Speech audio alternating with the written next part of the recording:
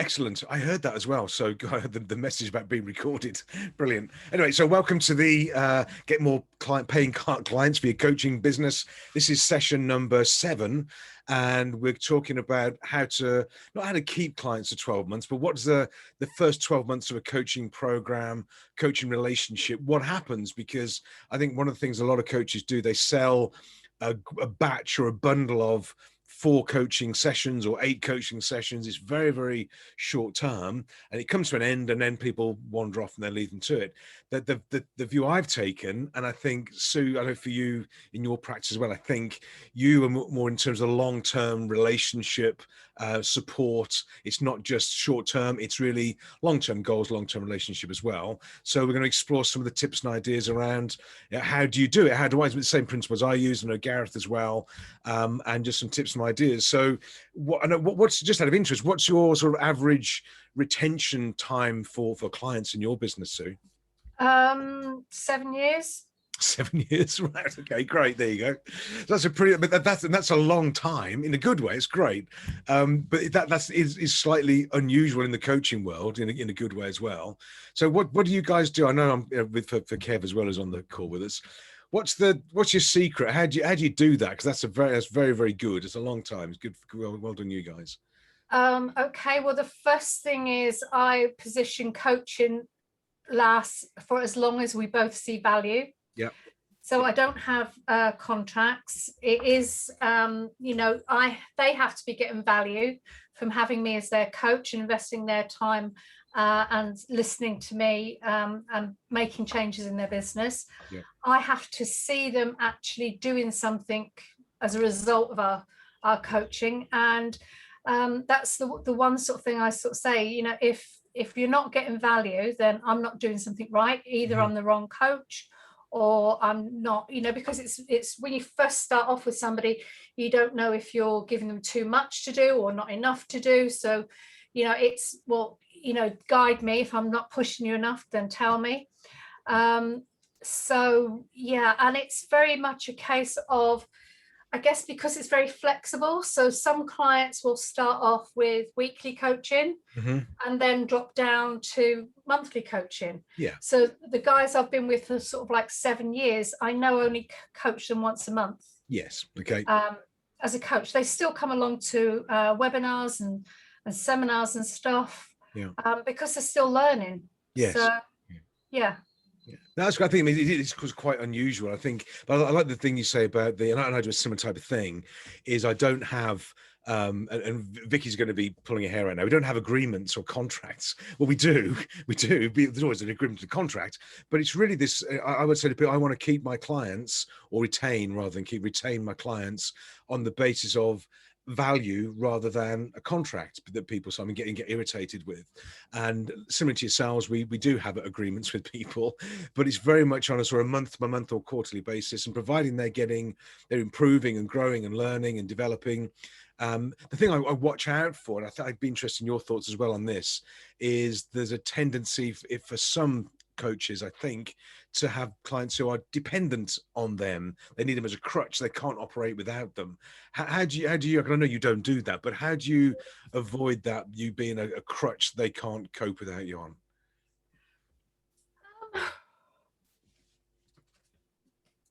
Good question. I don't think that anybody's ever fallen into that. I mean, some clients have been needed more support at different times. One particular client I've been with for 7 years now, at one time he emailed me every day of the week. Wow. And that was absolutely fine, because that's the level of support he needed. Yeah. And all my clients know that they have unlimited telephone and email support if that's what they need. It was more the accountability that he wanted. Right. In the last couple of years, he communicates very rarely outside of sessions. Yeah. Okay. So when he needed that support and he needed to do the learning and the accountability, but yeah, not dependent upon me at all. Sure. Clients will, and I sort of position it, they've got a challenge, a team member's quit or there's something going on, and I do say, look, don't bottle it up, don't leave it till the next session, drop me a text, drop me an email, and we'll jump on a call and we'll talk it through. So they know that I'm there in the background, I'm part of their business. Yes. They're not reliant, I'm not there to sort of prop up their every decision. Sure. Yeah. I think it's interesting. And I've seen it for what we do, I think, as well, and for other top coaches like you guys, to avoid. I've seen where sometimes the clients are dependent on the coach. The coach does things that aren't really coaching. They're looking after, software development, or they're doing apps for them, all this sort of crazy sort of thing, and they can't then leave the coach because all the systems are based on it. And I think to keep that, I keep a little bit of a distance to a degree with some of the clients, but it's having that relationship. But I think that the relationship changes over time. If you have a client in the first, I don't know, 3 months, for example, it's pretty full on and pretty intense. And I mean, I actually call it like an intensive care process to get them into a pattern, into a mold, and understand and get them a bit calmer, this sort of thing. After that, it can go a bit more gentle, if you like, as well. Yeah. But then, as you say, I think we've become part of the team, and I think it's always a coaching relationship. But actually, a lot of the clients, I'm sure for you guys as well, they become friends, colleagues, the advisor. They advise me as well sometimes, which is great. And my role is really as a sounding board, as an ideas to be something to bounce things off or share ideas with, that sort of thing. And the coaching relationship changes. So is there a difference, do you think, from the first 6 months with a client to into year 6 and 7? Is the relationship totally different for you guys as well? I've got one particular client that actually comes to their coaching session with an agenda. Oh, really? Wow. Okay. Well, they actually fill a form in before you talk to them. That'd be refreshing. I've got some clients to do that. The session starts with, what's gone well. Yeah. Always focusing on the good stuff. Yeah. Get the energy up, and then I will sort of say to them, so what's on your agenda? Yeah. And it will be things like conversion rate, how many invoices they've sent out. They've been with me that long. They know those are the things that we're tracking, the KPIs that we want to discuss. And if everything's all on track and going well, then fantastic. Yeah. But it is, I have a client charter. Mm-hmm. that my clients get first, right in the very up front, that says, this is what you can expect from me and this is what I expect from you. Yeah. And I think it's like, most relationships, if you're up front and position what's going to happen, that's fine. And I do sort of say to them, my role isn't for you to become dependent on me. Mm-hmm. It is very much a case of you to sort of learn and grow and develop your own style and your own way of business with some outside perspective and guidance. Yeah, we can't clone them, can we? All the clients. It is interesting. I think when we do these workshops and events, I'm sure like you guys do as well, and some of the feedback that we get is that we attract a very similar, like-minded bunch of people, and we do. They're all very similar. They're like us, they're all good people, blah blah blah. But they're not the same. They're not clones and molds of each other. They're all independent individuals with a common set of values and perspectives, if you like. But we don't want to sort of clone them. But I had a call earlier on, just before this call, actually. I was speaking with a client, and he's away doing a course, and he's in a travel lodge somewhere in the UK somewhere, living the dream, staying overnight. And he said, right, so I haven't got much time. He said, so here's the questions I thought you were going to ask me. And he said, right, so the first one is this, and my answer is that. And I didn't say a word. And for 20 minutes, he just went through, the question is this, and here's my answer. And then at the end, he went, what do you think? I said, you missed one. He said, which one? I had one question I wanted to ask him, and that was it. He went, that's great. He said, I've got to go now. That's brilliant. I said about 3 words in 20, 25 minutes, and he just pre-framed it, and he got it. And he was smiling all the way through. He knew what was going on, and he got used to the pattern. And I think for him, he just needed to sort of express the answers, if you get the answers for himself, not for me. And I say that to my clients. The answers you're going to get, they're not for me, they're for you. You need to know the answers, not me. I'm interested, but they're no good to me. But yeah, they pre-frame it themselves to a certain extent. So I think I've trained him well. It's really good. I've trained him well. I've coached a husband and wife team many years ago, and it became a joke. We had our session on a Thursday at 4, and after the session they would go out to dinner and talk about what we discussed and sort of so on. So it became known to their family that Thursday night was date night, because they then went out, and these guys have been together for 25 years. Wow. But it was really strange. The wife couldn't attend one particular session, and the poor husband just talked and talked and talked. And he actually said to me, have you actually said anything today? Right. No, I've been on fire today. So he's just getting everything out of his head. It was a fantastic session. Yeah. Absolutely. I think the value of the relationship and the coaching session is in the mind and in the sphere of the client. And that's why I don't know about you guys, but I don't use a script. I have an approach that I know what I'm looking for. I know where we're going, what we're doing, but I don't have a script, because I've been tripped up a couple of times coming from a franchise background where it was, here's a script. I know you guys did as well. Here's a script. You ask this question first and that question second. And I found that just doesn't suit my style for a start. And also, you don't know what's happened to them just before the call. What's happened? There's a dog just killed over or something like that. And so you've got to sort of temperature check the call. I think be prepared to go off on a tangent, because if the building's on fire when you're talking to them, you're not going to talk about gross profit and conversion rates and that sort of thing. So I think you've got to be able to be adaptable. But do you use a script and a fixed system, or are you a bit more flexible for what you guys do? No, I'm much more flexible. I don't use a script. I will sort of recap just before the session, look on my notes, what were the things that they had agreed to do, that they'd made a commitment to do. So I will make a note of those, so I don't forget to ask about any of those. Yesterday I had a client that was sort of running through.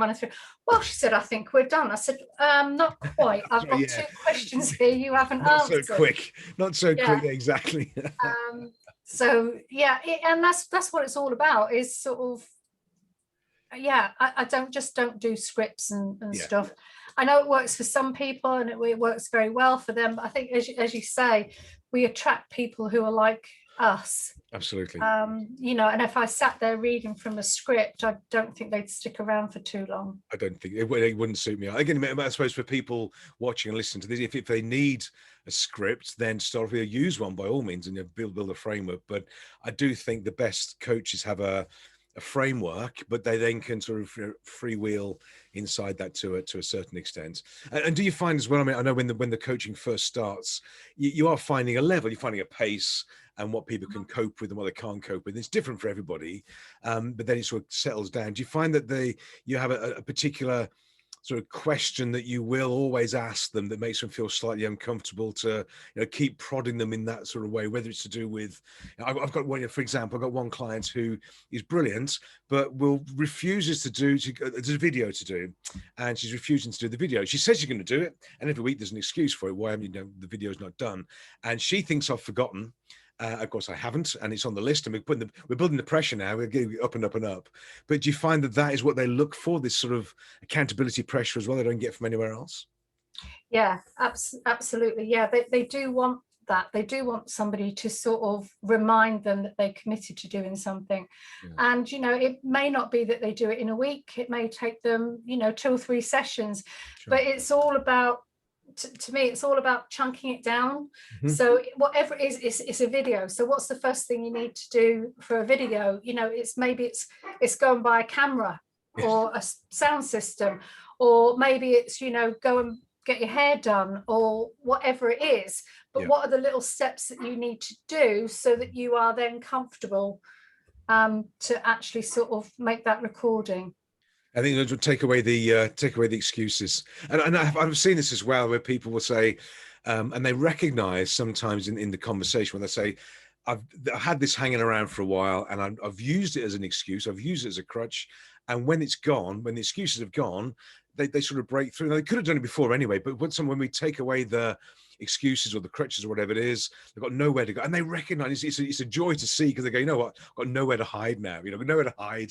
This excuse is gone, and I've got to do it. And they sort of commit, and off they go and get on with it. That's it's regular. And that happens for all of us as well. Yeah. So in terms of looking at sort of retention, I mean, 7 years is fabulous. I think I was thinking while you were talking about our retention, it's similar. I think we had a break, went over to the US and that sort of thing. I think our longest serving client is actually I think it's 12 years now, 12, 13 years, I think. Actually, anyway, Wow. but which, you know, and there's all sorts of things in between as you go along as well, as you know.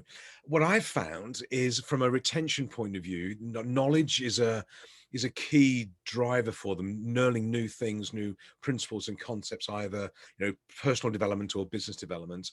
And we run, I know, like you do, regular events and workshops, quarterly planning or workshops and seminars, this type of thing. How do you position those with your clients? Because I think those are a good retention tool, but also educational tool and networking community tool. But how do you position those with your clients?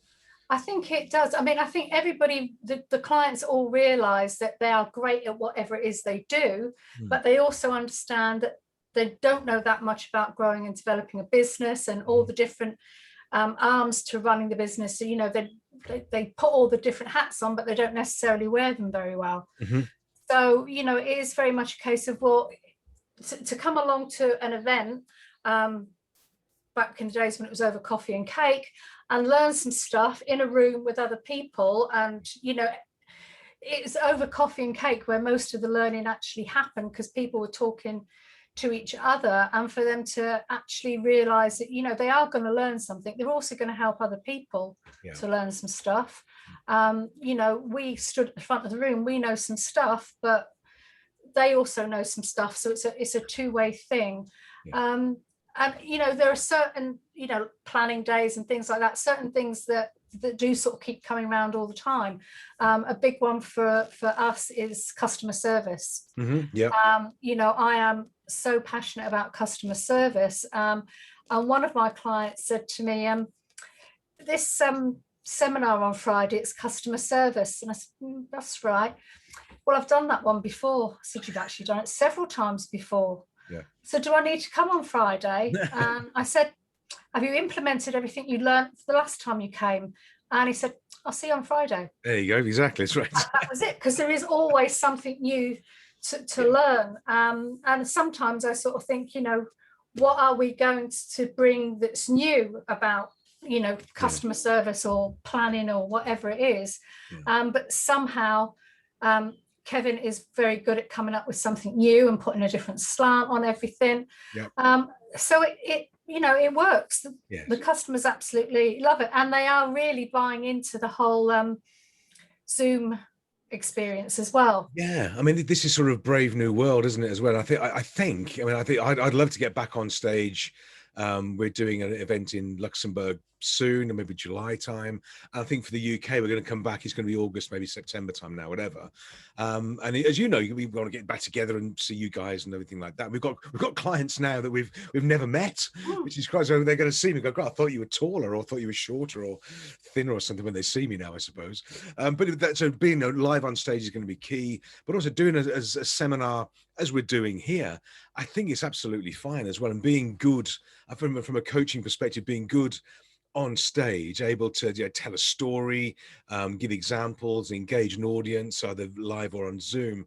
I think that also defines success in a coaching business, because if you can do that, people look forward to coming to your events and workshops. I know you guys make a great burger when you do your events, but who does the presenting? Is it you or Kev, or a mix of both, or how do you split that?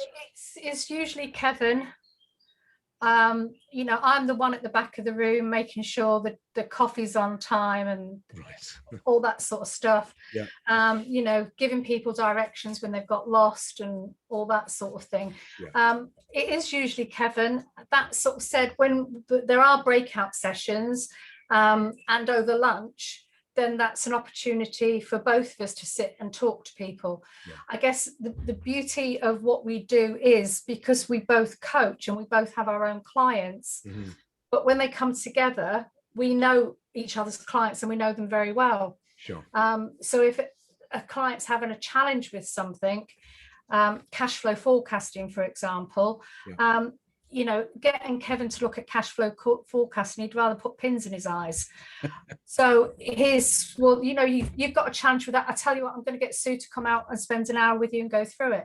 Yeah. Which is absolutely fine because, you know, our clients have that relationship with both of us. Yeah.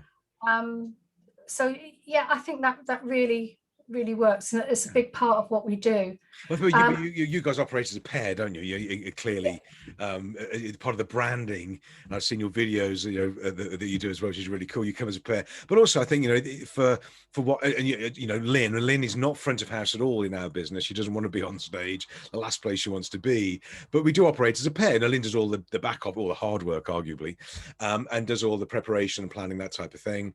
And I will use Lynn as the ultimate deterrent sometimes. If somebody's not, you know, not doing not playing ball, I'll say, look, do you want to speak to Lynn about this? And they go, no, it's all right.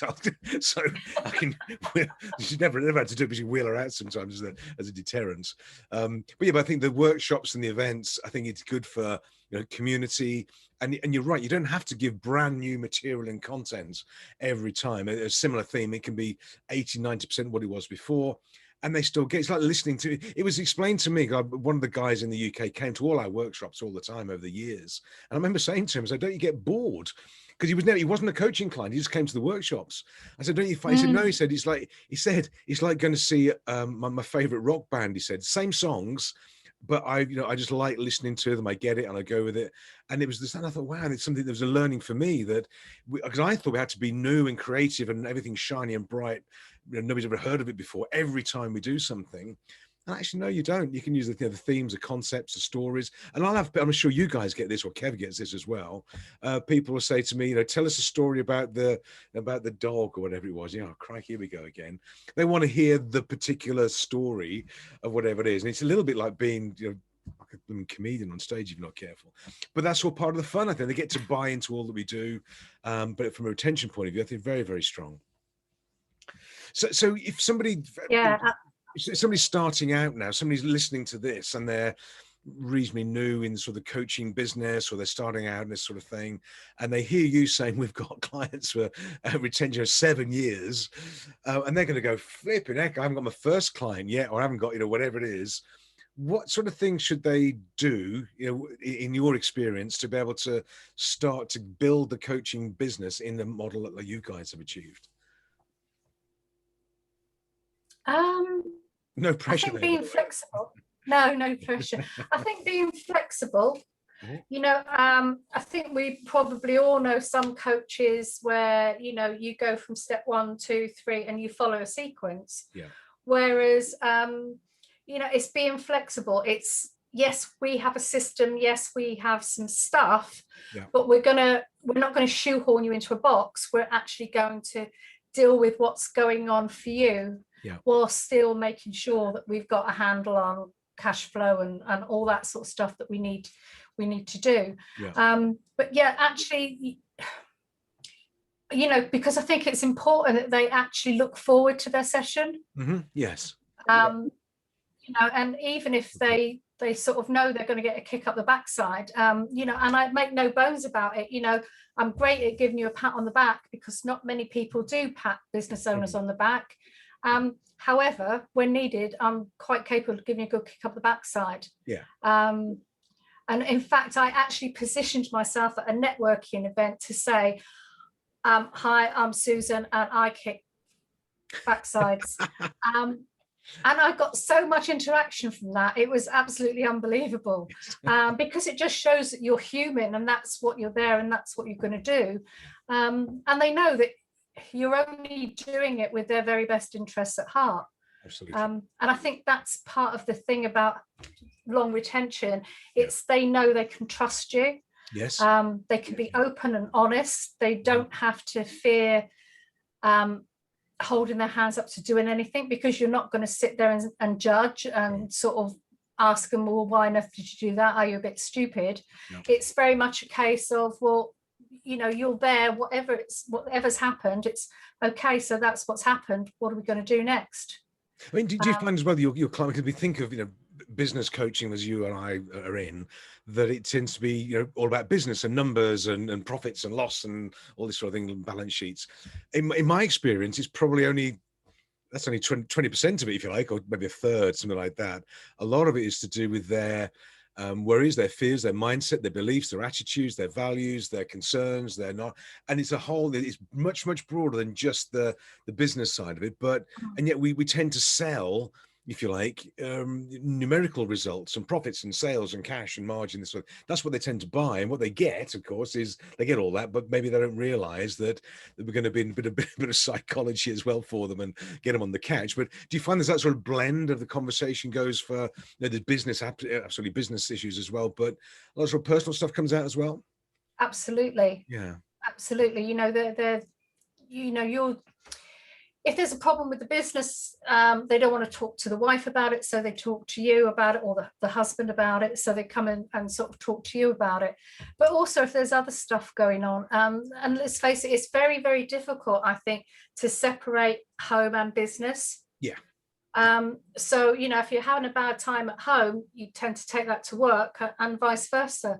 Yeah. So I think, you know, the whole sort of, you know, and it's all a case of, you know, the business is there to give you the lifestyle that you want. That's what the business is. It's a vehicle to give you the life you want, yeah, the money you want to make, and the time you want to work, or you don't want to work. Yeah. So it's very much a case of, you know, that's what we're coaching them for, to get the lifestyle they want. Yeah. So, you know, they have to open up and say, this is what I want, this is what's going on. Yeah. This is the challenge, you know, and I'm sure you too have had the same sort of situation where, you know, a client's come into a meeting and they've just had some really bad news. Absolutely. And suddenly, you know, profit margins just aren't on the table at all. We're talking about, okay, so what are the options? What are you going to do? Yeah.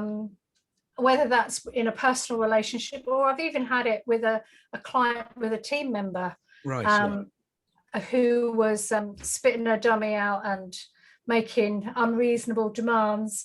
Yeah. And it was very much a case of, okay, so let's have a look. What yeah. are the options, and what's going to work best for you, and what's going to work best for that team member. Yeah. And once we sort of sat down and said, well, the options, then it's okay, so which one are we going to go for? Mm-hmm. Yeah. Yeah. And it resolved the issue. Yeah, team member's still there. She's very happy with what's going on. She's suddenly refound her mojo and is doing really well. So yeah, it isn't always about numbers. No, exactly. It's about people. This was sort of one of the things I to explain, I think, to clients, is that as a coach, I'm only allowed to do good. I can't do harm, you know, because if I do harm, I evaporate, I disappear, I'm not there anymore. I just go. So we're only around while we're doing good things. And you know, there's not many relationships in the world where you only have I mean, in most relationships, obviously it's good for most relationships, but business relationships where you're only allowed to do good, and you only exist if you continue to do good or add value. And my belief is, if I continue to do good and add value, well, that's why they hang around with us. You know, why would you stop? And is that sort of it's like being the queen? The queen's only allowed to do good, isn't she? That's it. That's her job, and she does lots of it. So great, we're all of the queen. It's like, you know, I think it's the same for us as coaches. We're only allowed to do good, add value, make progress, and get, you know, positive outcomes and results. So, you know, what's not to love? And providing we achieve that, and we use these tools and techniques, I guess that's why you'll get that sort of fabulous retention, and why people, they hang around with you. It always concerns me when a coach will say, well, I've got this, you know, 6-month churn or 3-month churn of clients and I can't keep them. And they blame the clients for it. Oh. The client's not doing this, or the client's not doing that. And you go, well, actually, you know what? You attracted them, you're coaching them, you're in charge, you're in control. What are you doing that's not enabling them to see the value and stay with you? And that's quite a harsh rule for a lot of coaches, I think. But that's why they need us around, I guess, but still. So what are the major mistakes that coaches make? I've got a two or three I'll drop in, but in your opinion, for coaches, and not just new ones, but coaches in general that you see, what do they get wrong that we should advise them to avoid as they start to build their practice? I think one of the biggest ones is not listening. Yes. Yep. Because that's what you're there to do. You're there to listen. Mm-hmm. You're there to listen to what's said, but also what's not being said. Yep. So digging in a little bit deeper. So I think sometimes, whether it's a new coach or somebody who's been around for a bit longer, that there is the challenge of trying to jump in and fix everything. Mm-hmm. But you're giving them your fix. It's not necessarily their fix. Yeah.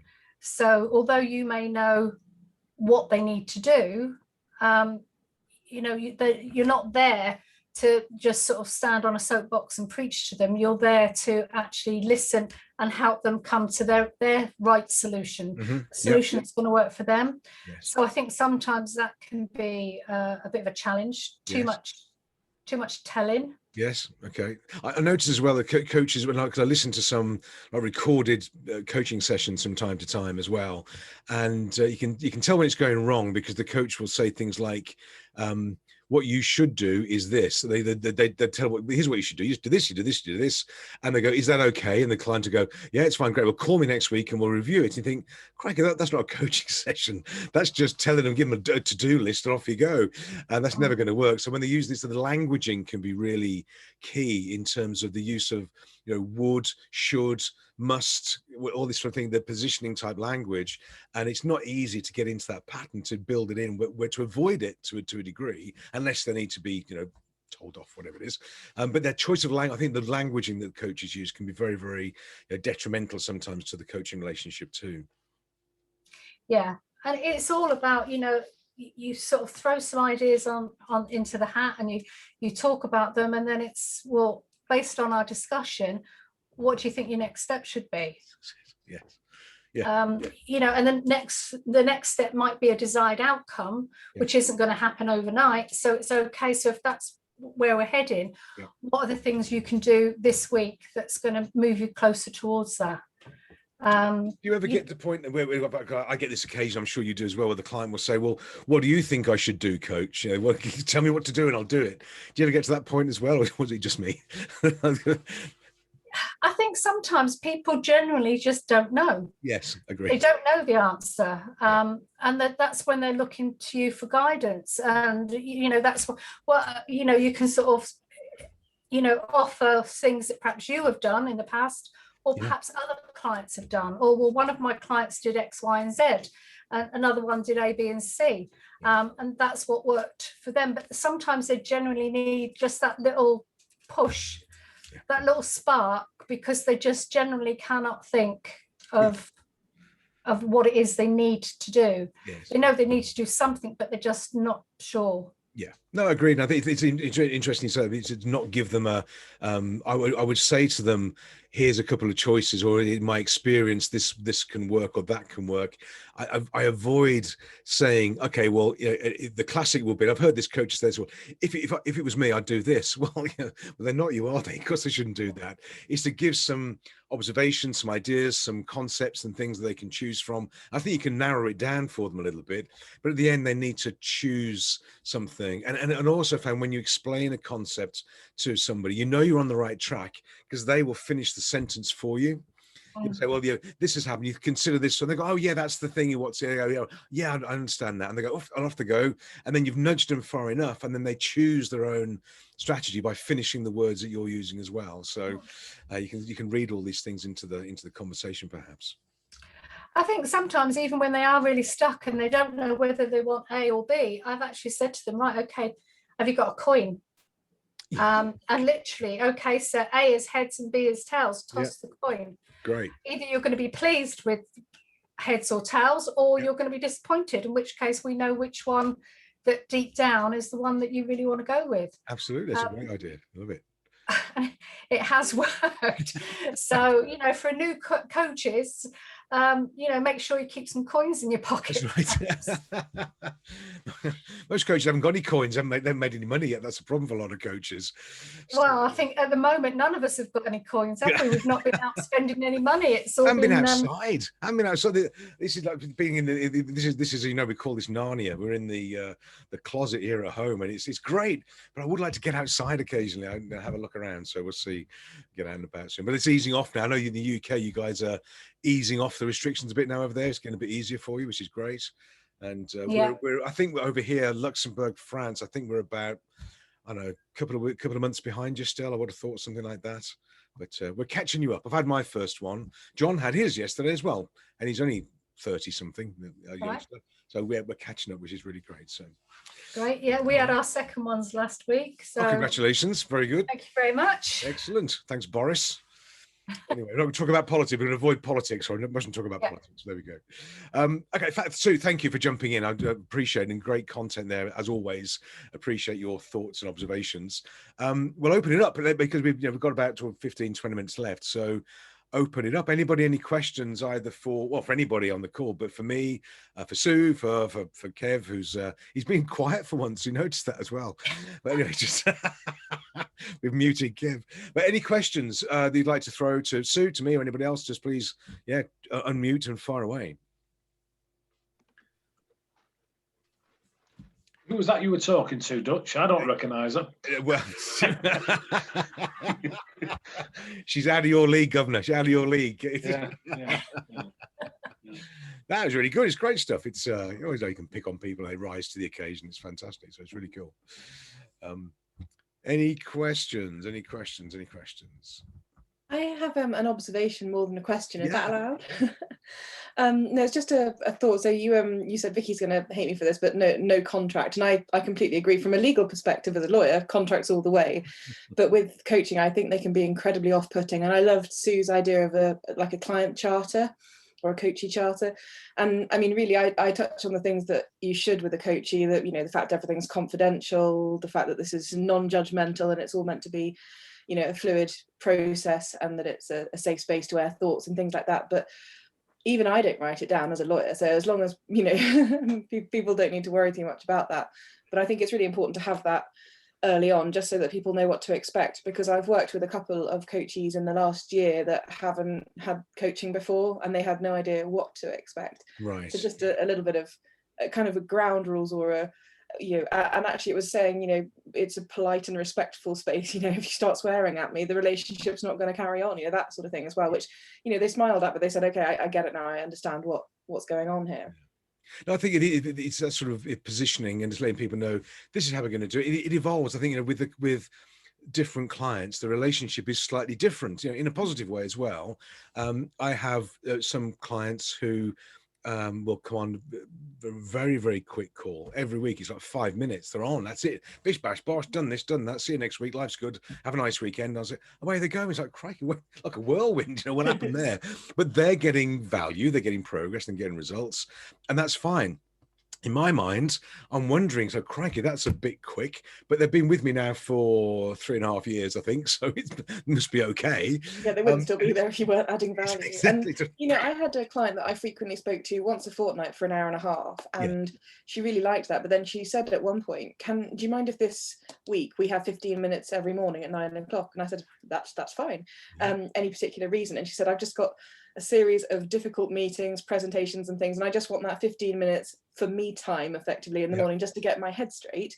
Right. Because at the moment I'm trying to hold everything in it at one go, and therefore a bit nervous about this meeting, a bit nervous about this presentation. Sure. So if that's what she needed, that worked really well. And I was concerned as well that the sort of space you need in a coaching session and the benefits a full coaching session can give wouldn't be found in those 15 minutes. But she messaged me at the end of the week and said that was brilliant, thank you. So, no, exactly. I think that the value is in the mind of the client. I think if we look at I normally run for roughly an hour coaching session, this sort of thing. Doesn't always take that long, but whatever, that's the sort of the time scales. But if I think about the actual conversation that I'm having with the clients, the actual coaching bit, the questioning and the challenging and the accountability, let's say it's 45 minutes. The actual coaching bit is probably only 5 minutes, actually. because the rest of it is discussing ideas and considering, and they're talking and thinking, and how's the weather, how's the kids, how's the dog, and all that sort of thing. And there's a 5-minute coach. Now, sometimes with some clients, all they want is that 5-minute coaching thing, and they don't need the fluffy stuff that goes with it and that type of thing, which I find quite off-putting. But so coaching, I don't think you can have a 1-hour coaching session, because it'd be blooming draining. It'd be done. I think you can have a conversation, slices of which are coaching, but it sort of becomes as in the round. I think. I know. Sue, do you do the same sort of thing? I know what coaching for an hour will be tough, I think, for anybody. Yeah, I don't think I agree with you completely. You know, it's definitely, there is all the other fluffy stuff that's around it. Absolutely, there is. So yeah, and it's a bit, you know, I mean, we've got 2 children like you have. I'm a completely different mother for each of them. They both have different needs and wants, and you know, it's the same for your clients. Absolutely, they all have something different that they want from you. Yeah, well, you've got 3. You've got Kev as well, remember? That's child number 3. Yeah, child number 3.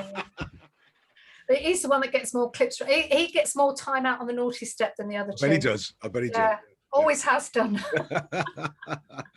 But Vicky, I think we adapt. You know, we adapt.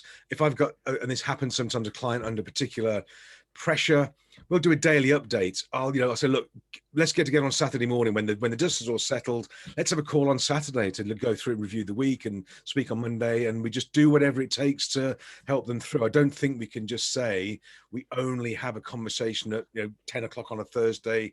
That's it. And we'll have that conversation anyway. But if they need some help and support, or just a checking in with them, after they've had a big meeting or a big sales pitch, I'll check in. How did it go? What are you up to? How are you doing? And that's part of that relationship, I think, because I genuinely care about all the clients, and I want to know how they're doing, and that it manifests itself as flexibility. So, but what you said, like splitting your week over 5 individual short sessions, great. Why not? Absolutely, whatever's in the value, what makes value for the clients. But I'm pleased you say you don't need a fixed 50-page contract. I mean, we've got one, but I've just definitely not. Very much no good. It's okay. I had to, I recently did the ILM executive coaching and mentoring. Yeah. And one of the things I had to submit with that was a sample coaching contract. Right. And I was writing it down and thinking, God, yeah, as just writing down the sort of thoughts that I would share with a coachee at the beginning of the session verbally. Yeah. And it looked so much more formal on paper. And of course, I'm used to contracts, but how off-putting would that be if someone doesn't like contracts and isn't particularly happy with them and feels very formal? Yeah. It would be a very different relationship. But I had to put it down because it was one of the criteria for the program. But, it really was it was very gentle. And, and it talked about the fact that, if I'm not the right person for you, if you actually need counselling or some other help, that I'll, mention that and send you in the right direction. But other than that, there was nothing more than a sort of the friendly chat I would have at the beginning of a new relationship, a new coaching relationship. No, and it's an interesting point there as well you make. I think there's a point at which I think for me that I will not continue a conversation with somebody if they think they need, what I call professional help in terms of counselling or psychology or medical or something like that. And it hasn't happened very often. I mean, I'm not sort of qualified to assess these things, but if somebody's behaviour or mindset is particularly bizarre, I'll suggest or get somebody else to intervene and just have a conversation.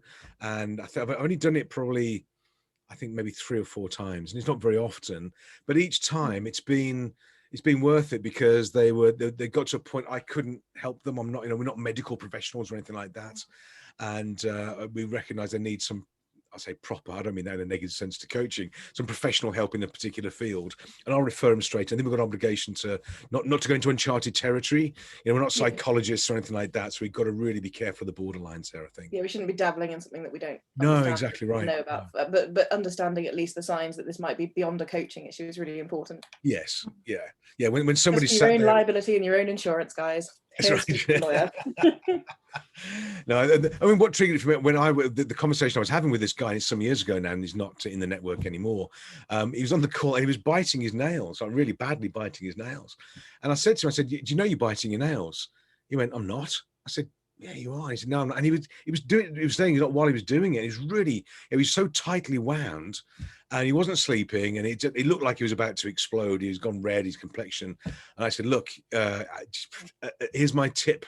I'm going to get this gal to phone you. Please have a conversation. And he went, well, yeah, okay. He didn't realize there was a problem. And I got this other guy who was a therapist to call him, and he said, no, he did the right thing, and he intervened and, sort of got him calmed back down again and all that sort of thing. So sometimes we've got to recognize the signs. We don't dabble in things we don't understand. For a lot of coaches, of course, they dabble in business and they don't understand business, which is a big downfall for some of them. Oh, but that's just, anyway, just between us lots. But anyway. Okay, great. Good observation. Thanks, Vicky. Okay. Any other observations, thoughts, questions? God, he's stunned. So even Gareth is quiet. Oh, Marie, hi. Yeah, just about the fact that you're saying if you recognize signs in a customer that it needs other help than coaching, how do you do that? It's like, are you upfront? Are you telling them, look, I'm not sure if coaching is the best for you? Are you directly giving the number of somebody you know who could help them, or how do you do that? I wouldn't say coaching is not for you. I'd say at the moment, I don't think I'm the coach to help you with this particular situation. And what I would suggest, and I might say I'm going to go out of coach mode. What would it be okay if I got a colleague of mine to call you? I don't want them to call him because he won't. I get them to call him or her and just please have a conversation. Would you promise me you do that? And they because they trust me, they go, well, yeah, okay, I don't know what all the fuss is about and all this sort of thing. And I've got a few people in my network. I can just say, look, can you give so-and-so a call? And there's no charge for it. I just give them a call and let me know, let them know what you think. In your professional opinion, do they need some support that I can't give them? And so I will say the coaching is not working for now, or this is not working. We'll reconvene afterwards. So I always pick them up afterwards. I don't leave them hanging. The person who phones them, I don't get a debrief. I tell them that they're not going to talk to me about it. You can talk to me about it next week if you choose to. What you discuss with him or her is up to you guys. I just think they're a best place to help you right now. And they intervene and do what they've got to do. The week after, when I'm with them, I might just say, was it helpful when you spoke with Helen or you spoke with Bob? And if they go, yes, it was great, thank you. End of, that's fine. I don't want to know all the gory details. But if they're able to help them, and the way I would notice it is because their behavior changes. They may be more tense, their language would change. They may start swearing a bit more than them. Swearing's okay in degrees on the conversation in general, but if they start getting agitated or angry or bitter or emotional, if they start tearing up a little bit and getting very emotional, or they can't talk freely or whatever it is, you can sort of sense when there's too much stress there. And if I think it's appropriate, and I'm not the best person to help them, I'll just say, I'd like to speak with Helen, whatever it is. But I get Helen to call them, not them to phone out, because otherwise they probably won't do it. And I want to get the intervention done properly. So that would be my approach. But Sue, is that some sort of style that you would sort of use? Yeah, absolutely. Yeah, and I think that's the other thing, to realize it's actually okay to say, I don't think I'm the right person to help you. Yeah. And it doesn't necessarily mean because, they have something else and they need a therapist or something, but maybe, for whatever reason, this person just isn't responding to you and your style, and they need a different type of coach. They may need one that's more prescriptive, that sort of pushes them into a little box. And it's okay. And I guess that's the beauty of having the agreement, is it's okay to say, look, I've really enjoyed work, but I actually don't think I'm the right person to help you. What I'm going to do is, sort of suggest that you speak to somebody else, just as you've just sort of said, because it's fine. I have in the past actually offered a client to move away from me as their coach and go to Kevin. Yep. She nearly had heart failure on the spot. I said, no way. I'm not surprised. Well, she'd been to a seminar, and she'd actually said, he is amazing. He's so funny. I love him. And I said, okay, so do you want to swap coaches? Oh my God, no. Oh my God, no. He's not that amazing. He is, but won't tell you that. Don't tell him that. He might hear us. Don't tell him that. No. He might hear us. So no, I think as you say, it's the same sort of thing. This is part of the how we tune in, I think, to our clients. And that's why long-term coaching works, because we are completely attuned with them. We know when they're not on the best form, or they're having a tough day or a good day, whatever it is. And I think then we can, prescribe, if you like, better outcomes for them as well. So it's just spotting it. But I wouldn't say it depends. I would say this coaching session is not working for you. The next one will, because when they get reset, they get somebody else to give them some guidance and advice, whatever it is. They just carry on. So I wouldn't end it particularly unless I thought they were going downhill quick. But also it's just looking for the signs. That's all. And it's pretty easy to spot somebody who's not in a good place. You can tell normally. Or the fun you're going to have with this business is great, isn't it? It is a unique business, though, isn't it? What we do in a privileged way to do this. There's not many other businesses, professions where we have this level of conversation and relationship with clients. I think it is a privilege, a joy as well. So, okay, great. Yeah. Okay. Any other questions, observations? Okay. Well, this is excellent. Okay, great. So what I'll do then, if I pause recording, we're up to nearly an hour. Let's pause recording.